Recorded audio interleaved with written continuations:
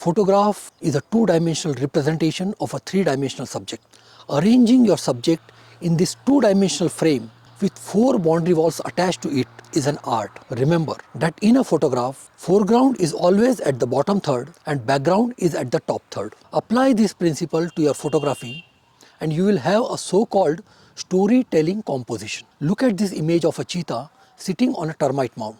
Now cheetahs generally sit on a termite mound or on a higher platform to have a look at its surrounding for any potential danger from the predator or for any potential prey. This is the story and this is the essence behind this image. If we shoot this image with cheetah at a lower third and including more sky behind, that particular story, that essence is not conveyed. Look at this another image of a cheetah sitting on a black rock. Now in this case, what I did, I went as close as possible to this particular rock, shot the image from base of the rock including more foreground, and this particular type of framing takes my image to the next level. Another example of a leopard ascending the tree. Now here, if I crop tight and compose horizontally, the purpose of the image is defeated. I think you got the point. If so, please subscribe to this channel, like this video and keep exploring.